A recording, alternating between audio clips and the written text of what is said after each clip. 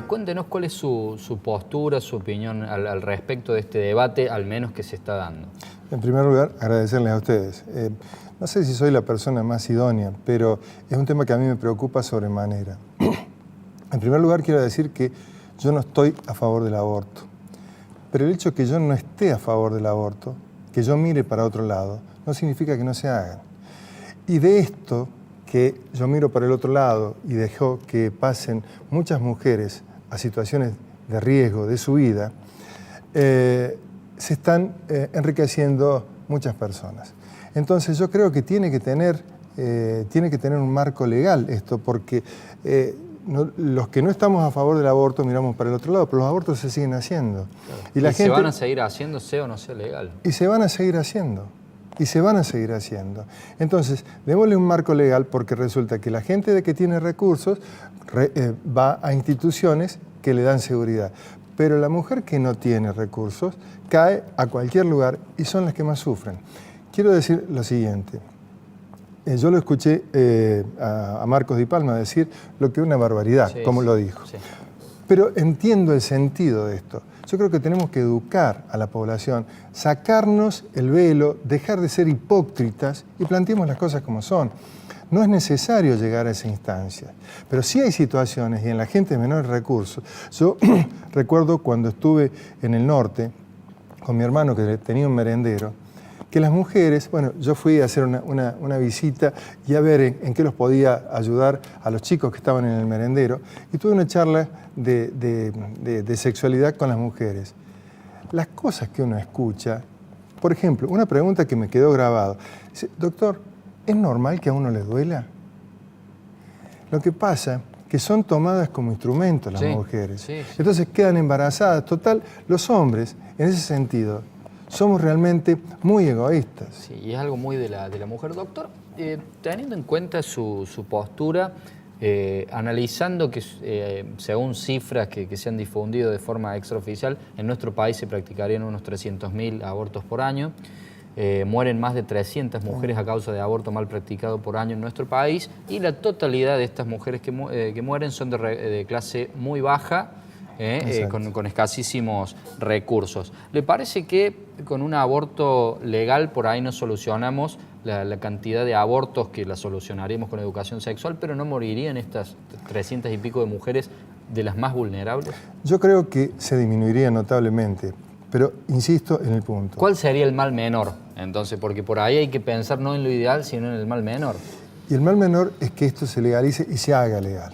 ¿Está? Porque, insisto, que nosotros tengamos una postura no significa que todo el mundo va a pensar y va a actuar exactamente igual que nosotros. Exacto. Entonces, creo que lo que plantea el gobierno, que es la apertura, un debate serio, para que esto se ponga sobre la mesa, porque se viene discutiendo hace mucho tiempo y se viene realizando históricamente. Y hay mucha gente que lucra con esto. Sí. ¿Está? Entonces, hay muchas clínicas de renombre que, absolutamente, que lo hacen, ¿no? Totalmente. Y esto, totalmente. Esto lo sabemos todos. Todos, los de adentro y los de afuera. Entonces, pero sí entiendo y sí voy a estar absolutamente a favor que tenemos que educar a la gente, que tenemos que demostrarle que hay alternativas. Bueno, está la Ley de Educación Sexual Integral desde el año 2006 que muy poco se lleva a la práctica. Bueno, salgamos a la calle y entrevistémonos con los adolescentes a ver y empecemos a hablar sobre sexualidad, a ver cómo es la historia. Hay gente que todavía desconoce absolutamente de lo que estamos hablando. Entonces significa que estamos fallando en la etapa primaria, en la etapa de educación. Entonces, creo que para no llegar a esa instancia final, porque insisto, a pesar de que miremos para el otro lado, lo van a seguir haciendo. Entonces, para evitar que pícaros se enriquezcan de la necesidad de algunas mujeres, porque hay mujeres que no es que lo hacen por placer, yo creo que nadie va a hacer un aborto por placer. Yo estuve cerca de una persona que abortó y sentí el dolor que sentía esa persona. Lo sentí en carne propia. Ojo, nada que ver conmigo, pero es terrible.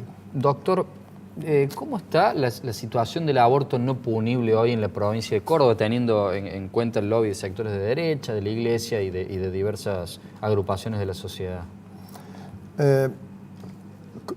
Repetime la pregunta. Porque... ¿Cómo, digamos, si se está... si funcionan los protocolos para el aborto no punible en los hospitales de Córdoba, teniendo en cuenta... No, perdóname, sí. Mira, el tema, ya ha habido casos, muchos cuestionamientos. Me acuerdo un caso en el momento en que estaba el doctor Simón. Doctor Carlos Simón, que fue quien fuera ministro de Salud. Sí. Ministro de Salud. Se presentó una situación muy particular y no se cumplía con la reglamentación. Había gente que... Ojo, hay que también tener claro... A ver, vamos a estar en favor legalizándolo, pero va a haber gente que no va a querer hacerlo el aborto. Seguro. O sea, si ustedes me dicen a mí, yo tengo que hacer un aborto, te digo que no. Te digo que no. Porque primero, como profesional tampoco. Como profesional tampoco.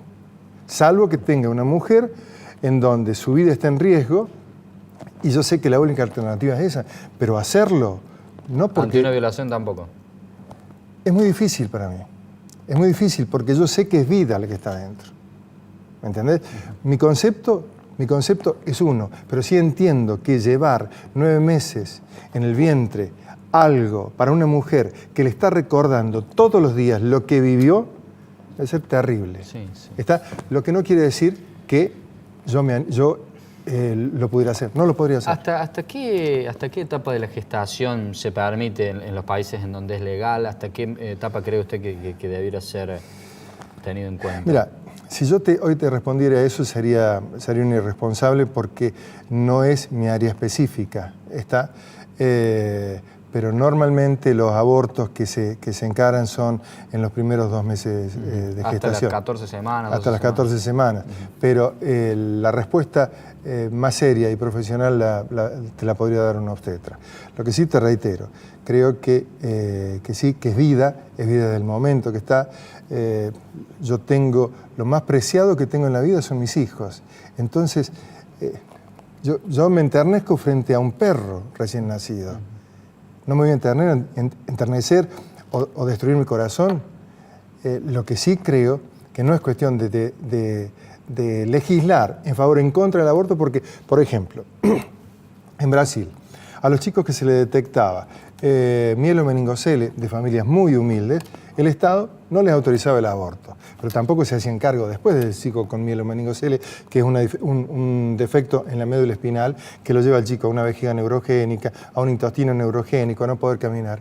El Estado no acompañaba a ese paciente. Entonces, si vamos a hacer... En ese caso sí se podría... Es una decisión que el padre puede determinar. Es un camino difícil, pero yo atiendo muchos chicos de esos. Son chicos que son absolutamente normales y que llevan una vida de absoluta normalidad dentro de sus posibilidades. Claro. Porque, bueno, con ese sentido, entonces, a la persona que nace y que no tiene un coeficiente intelectual adecuado, saquémoslo de la sociedad, matémoslo también con ese concepto. ¿Está claro? Lo que digo... Se tiene que hacer un análisis en este tema, que es dificilísimo, tener en cuenta las opiniones de todos y no aferrarnos a fanatismo.